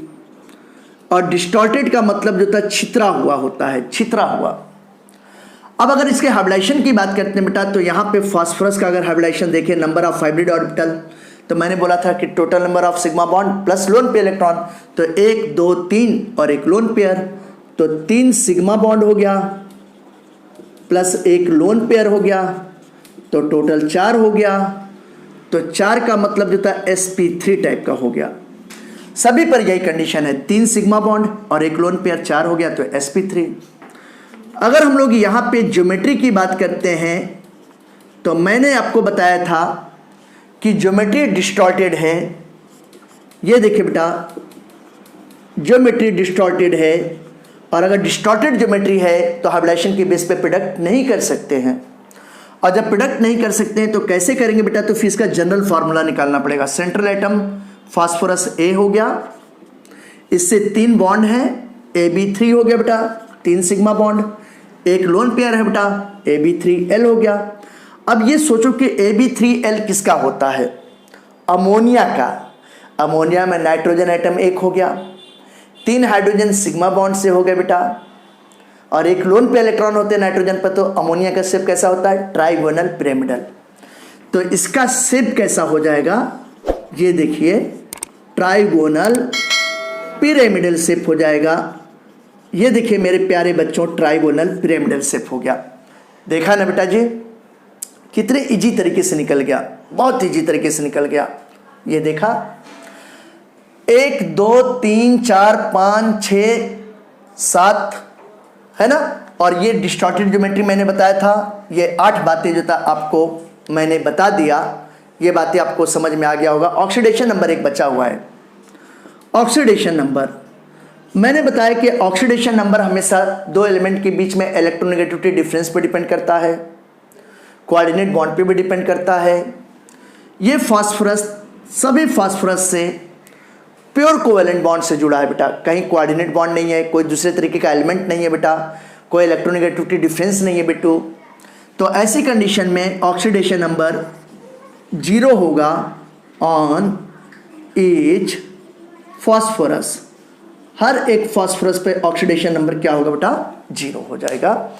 ये बातें भी अब आपको समझ में आ गई होंगे। फिर मैं आपको कुछ और एग्जांपल समझाता हूँ, जरा समझिएगा। जैसे P4 मॉलिक्यूल जैसा ही मिलता जुलता एक और मॉलिक्यूल है, पॉलीएटॉमिक मॉलिक्यूल है, जो सेम एलिमेंट के एटम से ही बना है। ये भी बच्चों को बहुत परेशान करता है। ये देखें एग्जाम्पल नंबर 4, जैसे मैं आपको बताना चाहता हूं कि S8 मॉलिक्यूल का। S8 मॉलिक्यूल का कैसे फाइंड आउट करेंगे? पहले तो इसका स्ट्रक्चर देखें, कितने हैं? 8 हैं सल्फर के एटम। सल्फर कैसा होता है? डाइवैलेंट, 2 सिंगल बॉन्ड बनाता है, डबल बॉन्ड नहीं बनाता, 2 सिंगल बॉन्ड बनाता है। तो 8 सल्फर हैं, तो देखिए इसका स्ट्रक्चर कैसे बनेगा, ध्यान दीजिए। ये सल्फर 2 हो गया, ये 3 सल्फर, ये 4 सल्फर, ये 5 सल्फर, ये 6 सल्फर, ये 7 सल्फर, ये 8 सल्फर, ऐसे बन गया। दिखाई दिया कितने इजी तरीके से बन गया। सल्फर के आउटर मोशन में कितने इलेक्ट्रॉन होते हैं? 6 होते हैं। तो 6 7 8, तो अभी 2 लोन पेयर इस पे बचे हैं ना, सभी पे 2 लोन पेयर हैं। देखिए 2 lone pair, 2 lone pair, 2 lone pair, 2 lone pair, 2 lone pair, सभी सल्फर पे 2 लोन पेयर हैं। ये देखिए बेटा जी। अब यहाँ पे मैं ट्रिक से ही सारी बातें आपको कंफर्म करता हूँ। फार्मूले से भी आप कर सकते हो, फार्मूले से भी कर सकते हो। आपको कोई भी प्रॉब्लम होगी तो आप YouTube के कमेंट बॉक्स में आप मुझे मैसेज भेजिएगा, मैं आपकी प्रॉब्लम श्योर सर्टेन जो रिमूव करूँगा, सॉल्व करूँगा। जैसे यहाँ पे अगर मैं कहूँ कि टोटल बॉन्ड, कोवैलेंट बॉन्ड, तो देखिए कितना है। यहाँ से शुरू करता हूँ, 1, यहाँ से शुरू किया, 1 2 3 4 5 6 7 8, टोटल बॉन्ड कितने हो गए? 8 हो गए। 1 2 3 4 5 6 7 8। और देखिए 8 है कि नहीं मॉलिक्यूल? 2 3 4 5 6 7 8, 1 2 3 4 5 6 7 8, ठीक है। हाँ, तो टोटल बॉन्ड 8 हो गए बेटा जी। अगर हम लोग बॉन्डेड इलेक्ट्रॉन्स की बात करते हैं तो बॉन्डेड इलेक्ट्रॉन्स कितने होंगे? डबल हो जाएगा इसका, तो 8 इंटू हर एक बॉन्ड में 2 इलेक्ट्रॉन, तो कितने हो गए? 16 इलेक्ट्रॉन्स। अगर हम लोग फ्री इलेक्ट्रॉन्स की बात करते हैं तो फ्री इलेक्ट्रॉन्स देखिए, टोटल 8 एटम है, हर एक एटम पे 4 इलेक्ट्रॉन है, तो 8 चौक 32 हो गया। तो ये 32 इलेक्ट्रॉन हो गए बेटा। 32 इलेक्ट्रॉन मतलब 16 लोन पेयर हो गए। फिर अगर हम लोग बात करते हैं, ये total bond 8, bonded electron 16, free electron 32 हो गए। फिर अगर हम लोग फॉर्मल चार्ज की बात करते हैं तो फॉर्मल चार्ज अगर हम लोग देखें तो कोई भी सल्फर दूसरे सल्फर को कोऑर्डिनेट बॉन्ड से इलेक्ट्रॉन नहीं दे रहा है, तो formal charge 0 on each atom, each sulphur atom, हर एक सल्फर एटम पे फॉर्मल चार्ज की वैल्यू कितनी होगी बेटा? 0 होगी। फिर इसी तरीके से देखें कि मॉलिक्यूल सिमेट्रिकल है कि अनसिमेट्रिकल है। तो अगर इसकी सिमेट्री की बात करते हैं तो मॉलिक्यूल जो था डेफिनेटली अनसिमेट्रिकल है, क्योंकि 2 लोन पेयर हैं हर एक एटम पर। तो ये मॉलिक्यूल कैसा है बेटा? अनसिमेट्रिकल है। और अगर अनसिमेट्रिकल है तो मॉलिक्यूल रेगुलर ज्योमेट्री तो नहीं शो करेगा, डिस्टॉर्टेड, मतलब उसकी ज्योमेट्री को हाइब्रिडाइजेशन के बेस पे हम लोग फाइंड आउट नहीं कर सकते हैं। तो ये क्या शो करेगा? डिस्टॉर्टेड ज्योमेट्री शो करेगा।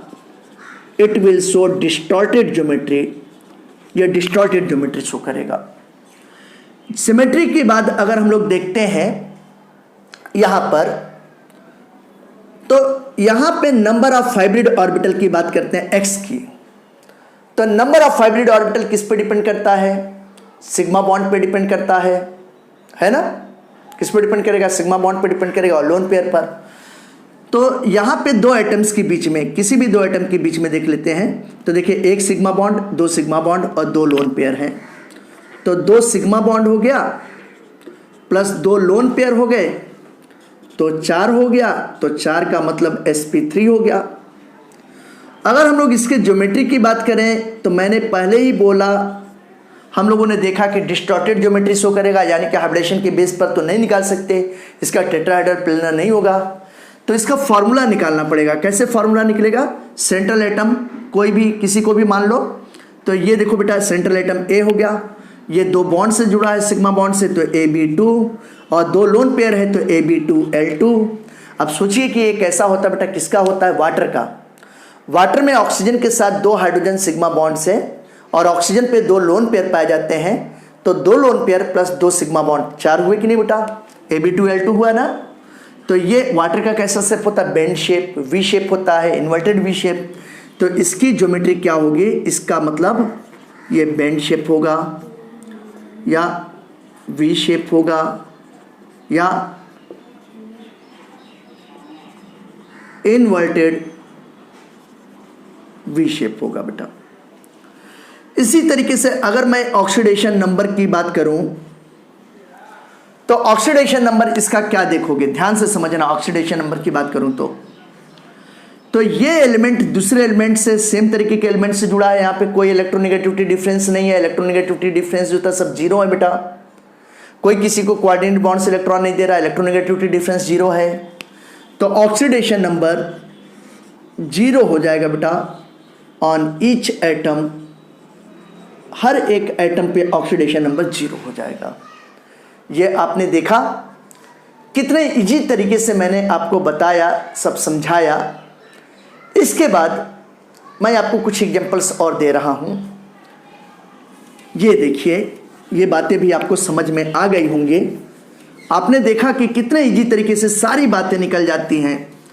आपको कॉम्पिटिटिव एग्जामिनेशन के लिए, एमसीक्यू क्वेश्चन करने के लिए कहीं बेटा दिमाग पे कोई स्ट्रेस देने की ज़रूरत ही नहीं है। कोई स्ट्रेस देने की ज़रूरत नहीं है, कोई स्ट्रेस नहीं।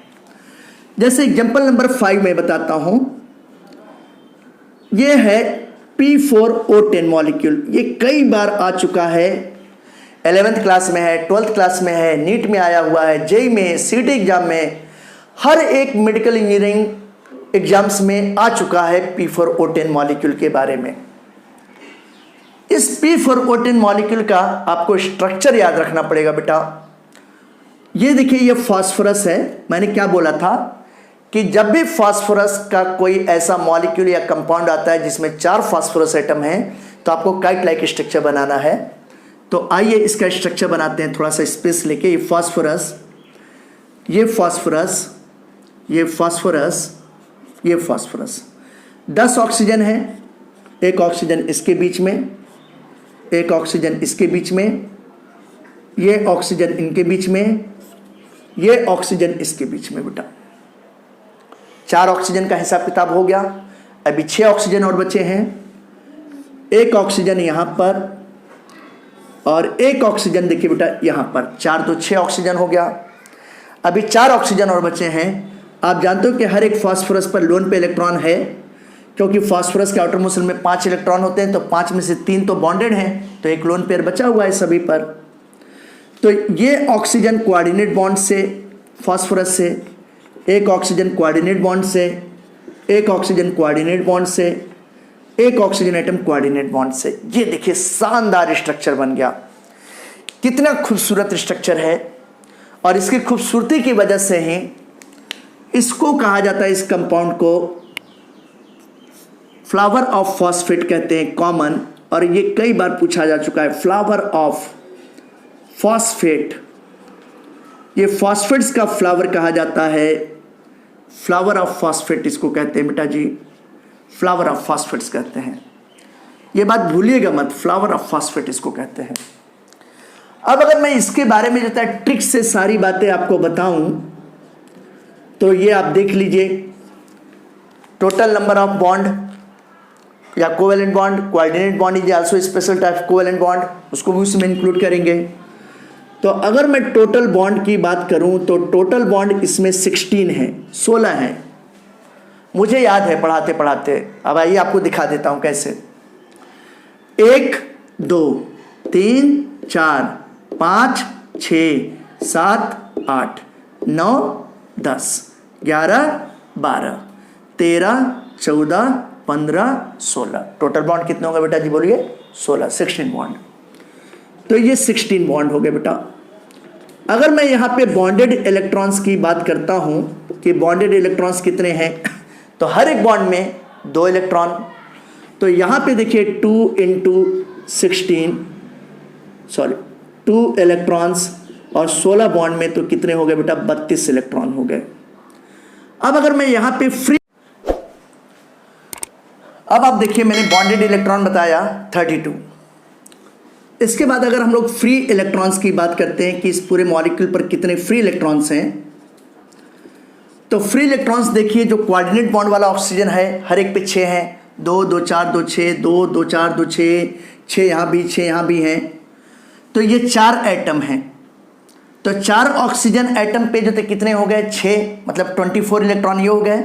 और ये जो कोवेलेंट बॉन्ड वाले हैं 1 2 3 4 5 6, इन पे भी 4 4 हैं, तो यानी कि 24 और हो गया है।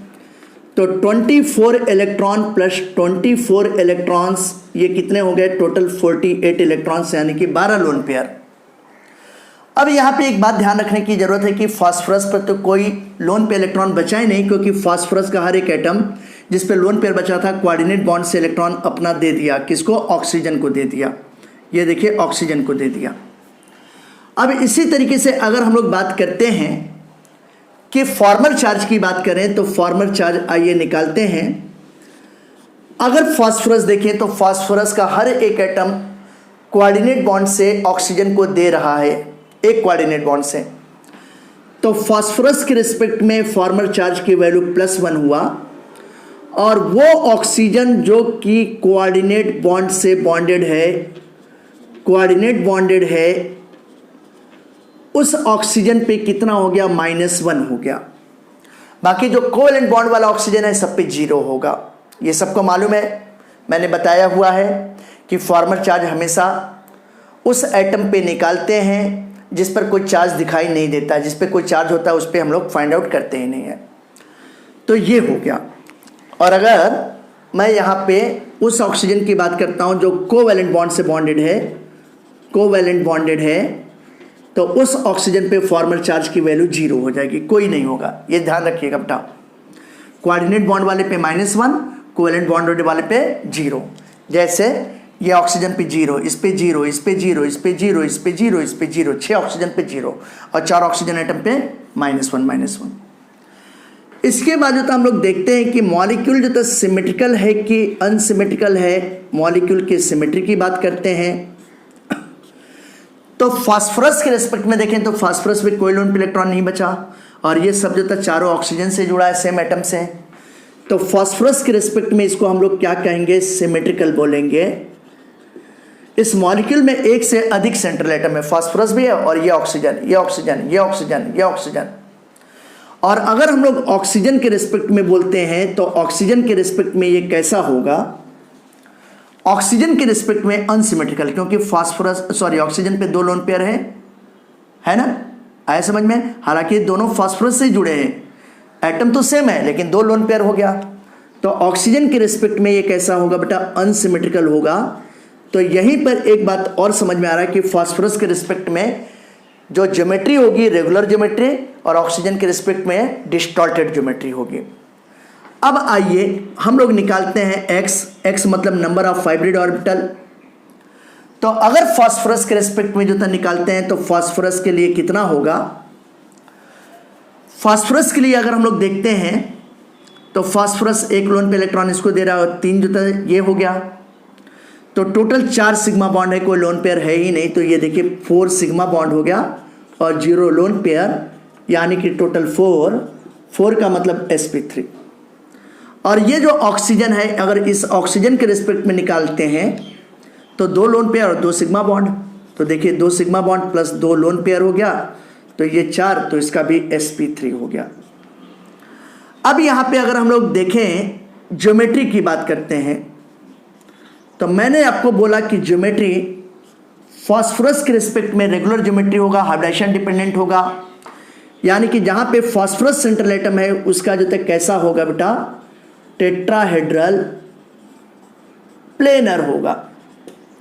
लेकिन जहाँ पे ऑक्सीजन सेंट्रल एटम है, 6 ऑक्सीजन, ये ऑक्सीजन, किसकी बात कर रहा हूँ? कोऑर्डिनेट बॉन्ड वाले की बात नहीं कर रहा हूँ बेटा जी, ध्यान रखिएगा। तो इसका जो था फॉर्मूला Ab2L2 होगा, क्योंकि हर एक ऑक्सीजन 2 सिग्मा बॉन्ड से जुड़ा है, तो Ab2 हो गया। A सेंट्रल एटम, B मतलब सिग्मा बॉन्ड पेयर, और L2 का मतलब लोन पेयर, तो 2 लोन पेयर हो गया। तो ये किसका होता है? वाटर का। तो वाटर का शेप कैसा होता है? बेंड शेप होता है, या इसी को हम लोग कह सकते हैं वी शेप कह सकते हैं। ये देखिए, फिर यहाँ पे एक बात और देखते हैं बेटा कि यहाँ पे ऑक्सीडेशन नंबर की बात करते हैं। अगर हम लोग फास्फोरस का देखते हैं ऑक्सीडेशन नंबर, तो फास्फोरस क्या कर रहा है? 2 इलेक्ट्रॉन इसको, एक इसको और 2 इसको दे रहा है। तो कितना हो गया फास्फोरस का? +5 हो गया। और अगर इस ऑक्सीजन की बात करते हैं तो ये ऑक्सीजन 2 इलेक्ट्रॉन फास्फोरस से ले रहा है, तो इसका -2। जितने बीच वाले ऑक्सीजन है कोवैलेंट बॉन्डेड, तो एक बार जो है फास्फोरस का खून चूस रहा है और एक बार दूसरे फास्फोरस का, तो 2 ले रहा है, तो इसका -2। तो कोई भी ऑक्सीजन हो, चाहे कोऑर्डिनेट बॉन्ड वाला चाहे कोवैलेंट बॉन्ड वाला, तो ऑक्सीजन का कितना हो जाएगा? -2 हो जाएगा। तो इस तरीके से आपने देखा कि सारी इंफॉर्मेशन, इतनी ढेर सारी इंफॉर्मेशन इस मॉलिक्यूल का आया। और इस मॉलिक्यूल को, जैसे मैंने आपको पहले ही बताया कि इस मॉलिक्यूल को कॉमनली क्या कहते हैं? फ्लावर ऑफ फॉस्फेट कहते हैं। जेई का क्वेश्चन है, इसको कॉमनली कहते हैं फ्लावर ऑफ फॉस्फेट, ये बातें भी ध्यान रखिएगा, बिल्कुल भूलिएगा मत बेटा जी, बहुत इंपॉर्टेंट है। इसी तरीके से जेई में एक और बहुत इंपॉर्टेंट क्वेश्चन आया हुआ है, और ये क्वेश्चन एक बार मॉलिक्यूलर फॉर्मूला देके पूछा गया था और एक बार नाम देके पूछा गया था। याद रखिएगा कि P4O10 P2O5 का डायमर है, फास्फोरस पेंटाऑक्साइड का डायमर है। P2O5 के दो मॉलिक्यूल मिलेंगे तो P4O10 बनेगा, है ना, डायमर मॉलिक्यूल है ये। तो एक जो मॉलिक्यूल आया था, अगला एग्जांपल हम लोग देखते हैं इसी का, इसी तरीके का है। और ये क्या है एग्जांपल, जरा हम लोग देखें उसका स्ट्रक्चर कैसे बनेगा। टोटल बॉन्ड, बॉन्डेड इलेक्ट्रॉन्स, ये सारी बातें हम लोग यहाँ पे निकालेंगे, देखेंगे क्या होगा। बाकी देखते हैं जैसे जैसे जो इन्फॉर्मेशन। ये क्वेश्चन आया था एग्जांपल 5 कि टेट्रा मेटा फॉस्फेट आयन में टोटल बॉन्ड आप बताइए, सारी इंफॉर्मेशन। तो टेट्रामेटा फॉस्फेट आयन का क्या फार्मूला होता है, PO3 माइनस ये 4। अगर इसको हम लोग बाहर निकालेंगे तो ये क्या हो गया, ये P4 हो गया, 3 4 जा 12 हो गया, O12 हो गया, और 4 निगेटिव चार्ज हो गया, 4 माइनस। ये देखिए, तो मैंने आपको बोला था कि अगर फास्फोरस का कोई भी कंपाउंड या मॉलिक्यूल आता है जिसमें 4 फास्फोरस एटम है तो काइट लाइक स्ट्रक्चर बनाइए, ट्रिक है। आइए देखते हैं, बनाते हैं। ये फास्फोरस, ये फास्फोरस, ये फास्फोरस, ये फास्फोरस, इन दोनों फास्फोरस के बीच में एक ऑक्सीजन, इनके बीच में एक ऑक्सीजन, इनके बीच में एक ऑक्सीजन, इनके बीच में एक ऑक्सीजन। फिर यहां पर ये देखिए, फास्फोरस के आउटर मोस्ट में 5 इलेक्ट्रॉन होते हैं, 5 में से 2 बॉन्डेड हैं तो 3 इलेक्ट्रॉन है। यहाँ पे 12 ऑक्सीजन में से 4 ऑक्सीजन ऐसे हैं जिस पर एक एक निगेटिव चार्ज है, तो एक निगेटिव चार्ज वाला ऑक्सीजन यहाँ पर, एक निगेटिव चार्ज वाला ऑक्सीजन यहाँ पर, एक निगेटिव चार्ज वाला ऑक्सीजन इस जगह पर, एक निगेटिव चार्ज वाला ऑक्सीजन इस जगह पर। अब हर एक फास्फोरस पे एक लोन पे इलेक्ट्रॉन बचा हुआ है, ये देखिए। तो ये लोन पे इलेक्ट्रॉन से कोऑर्डिनेट बॉन्ड वाला ऑक्सीजन जुड़ेगा, ये देखिए, ये coordinate bond oxygen, coordinate bond oxygen, coordinate bond वाला ऑक्सीजन, कोऑर्डिनेट बॉन्ड वाला ऑक्सीजन, ऐसे जुड़ा बेटा जी, ऐसे इसका स्ट्रक्चर बनेगा। देख रहे हैं ना। यहां पे अगर हम लोग देखें तो थोड़ा लोन पे इलेक्ट्रॉन भी देख लें। जो कोऑर्डिनेट बॉन्ड वाला ऑक्सीजन है उस पर 2 2 4 2 6, यहाँ भी 2 2 4 2 6, है ना। यहाँ भी 2 2 4 2 6, 2 2 4 2 6, यहाँ भी 2 2 4 2 6, ये 2 2 4 2 6, 2 2 4 2 6, 2 2 4 2 6। और जो ऑक्सीजन बीच में है उस ऑक्सीजन की बात करें तो देखिए, ये 2 2 4 2 6, सॉरी 2 और 2 4 ही होगा बीच वाले ऑक्सीजन पे, 2 2 4 2 2 4, ये हो गया। और देखिए सबका ऑक्टेट पूरा है, सब सेटिस्फाइड है। फास्फोरस के आउटर मोस्ट में 5 इलेक्ट्रॉन, 5 1 6 1 7 1 8, ऑक्सीजन को कोऑर्डिनेट बॉन्ड से दिया, ऑक्सीजन के आउटर मोस्ट में 7 होते हैं तो 7 एक कोवैलेंट बॉन्ड से जुड़ गया, 8 हो गया, 6 इसके बचे हुए हैं। अब आइए टोटल बॉन्ड की बात करते हैं कि टोटल बॉन्ड कितने हुए, ये सब कर लेते हैं। एक बॉन्ड ध्यान से समझिएगा, 1 2 3 4 5 6 7 8, 2 10 2 12 2 14 2 16, टोटल बॉन्ड 16 हो गए। तो टोटल बॉन्ड 16। बॉन्डेड इलेक्ट्रॉन्स, तो हर एक बॉन्ड में 2 इलेक्ट्रॉन होंगे, तो 2 इलेक्ट्रॉन्स इंटू 16 करेंगे तो ये कितने हो गए, 32 इलेक्ट्रॉन्स। तो क्या फ्री इलेक्ट्रॉन भी 48 हैं क्या, पहले जैसा P4O10 जैसा, देख लेते हैं। 6 6 दूनी 12, 6 त्रिक 18, 6 चौक 24, 6 पच्चे 30, 6 छक 36, 6 सत्ते 42, 6 अठे 48, 48 तो इस तरीके से हैं 48 इलेक्ट्रॉन प्लस फास्फोरस पे तो कोई नहीं बचा, और बाकी जो तो 4 ये वाले हैं, 4 4 दूनी 8, 4 3 12, 4 चौक 16, तो 16 इलेक्ट्रॉन और तो अगर 8 6 14 हो गया, 4 1 5 1 6 हो गया, 64 इलेक्ट्रॉन्स। फॉर्मल चार्ज की बात करते हैं तो फास्फोरस एक लोन पेयर से इलेक्ट्रॉन दे रहा, बाकी सब कोवेलेंट बॉन्ड से जुड़ा है, तो फास्फोरस का +1 होगा। जो ऑक्सीजन कोऑर्डिनेट बॉन्ड वाला है उस पर कितना होगा, -1 होगा। और जो कोवेलेंट बॉन्ड वाला है उस पर कितना होगा, 0 होगा। और जिस ऑक्सीजन पे नेगेटिव चार्ज है उस पर फॉर्मल चार्ज एक्सप्रेस नहीं करेंगे, क्योंकि फॉर्मल चार्ज कोवेलेंट मॉलिक्यूल में उसी एटम पे एक्सप्रेस किया जाता है जिस पर चार्ज पॉजिटिव या नेगेटिव नहीं दिखाई देता है, छिपा रहता है, तो उस पर कोई चार्ज हो सकता है या नहीं भी हो सकता है। तो जब हम लोग उसको एक्सप्रेस करते हैं कि है कि नहीं है, तो उसी को कहते हैं फॉर्मल चार्ज कहते हैं। सिमेट्री की बात करते हैं तो फास्फोरस पे कोई लोन पे इलेक्ट्रॉन नहीं है और ये ऑक्सीजन ऑक्सीजन ऑक्सीजन ऑक्सीजन से जुड़ा है, तो फास्फोरस के रिस्पेक्ट में सिमेट्रिकल हो गया। यहाँ पे ये ऑक्सीजन जो ये वाले हैं ये सेंट्रल एटम की तरह काम कर रहे हैं, इसके रिस्पेक्ट में कैसा हो गया, अनसिमेट्रिकल। जो सेंट्रल वाले ऑक्सीजन है, मैं इस ऑक्सीजन की बात कर रहा हूँ, इसकी बात कर रहा हूँ, ध्यान दीजिएगा। अब अगर फास्फोरस पे मैं नंबर ऑफ हाइब्रिड ऑर्बिटल देखूँ तो देखिए 1 bond 2 bond 3 bond 4 sigma bond हो गया। और फास्फोरस पे कोई लोन पे इलेक्ट्रॉन नहीं बचा है तो sp3। अब अगर मैं सेंट्रल वाले ऑक्सीजन की बात करता हूँ तो 2 सिग्मा बॉन्ड 2 लोन पेयर, तो sp3। ज्योमेट्री की बात करूँ तो फास्फोरस के रिस्पेक्ट में टेट्राहेड्रल, क्योंकि सिमेट्रिकल हुआ तो हाइब्रिडाइजेशन डिपेंडेंट होगा। और ऑक्सीजन के रिस्पेक्ट में बात करता हूँ तो यहाँ पे बेंड शेप होगा, इसका वाटर जैसा होगा, ये समझ में आ गया।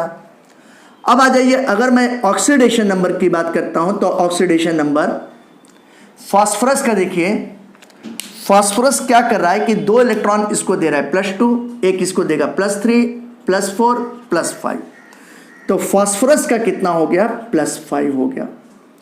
और कोई भी ऑक्सीजन है, कोऑर्डिनेट बॉन्ड वाला ऑक्सीजन 2 इलेक्ट्रॉन ले रहा है तो -2, इस पर एक पहले से नेगेटिव चार्ज है और एक ले रहा है तो -2। कोवेलेंट बॉन्ड वाला आप देखो बेटा, तो कोवेलेंट बॉन्ड वाला जो था ऑक्सीजन एक जो था क्या कर रहा है, कोवेलेंट बॉन्ड वाला एक जो था आप देखो दे रहा है इस ऑक्सीजन को और एक इस फास्फोरस से ले रहा है, तो कितना हो गया, -2। तो ऑक्सीजन के हर एक एटम का -2 होगा। तो इस तरीके से मैंने आज आपको कोवेलेंट मॉलिक्यूल्स का स्ट्रक्चर बताया और उस स्ट्रक्चर के बेस पर मैंने जो था 8 अलग अलग बातें आपको बताई, आपको समझ में आ गया होगा। और ये एक ऐसा ट्रिक है, ये मैं नहीं बोलता हूँ कि आपको कोई नहीं पढ़ाएगा, लेकिन बहुत रेयर ही पढ़ाया जाता है ये ट्रिक। ये आपको बहुत फ़ायदा होगा, बहुत बेनिफिट होगा। अगर आज का वीडियो लेक्चर आपको मुझे समझ में आया, पसंद आया, तो आप मेरे YouTube चैनल ऑर्बिटल वर्ल्ड को सब्सक्राइब कीजिए, लाइक कीजिए और YouTube बॉक्स में कमेंट कीजिए। Thank you.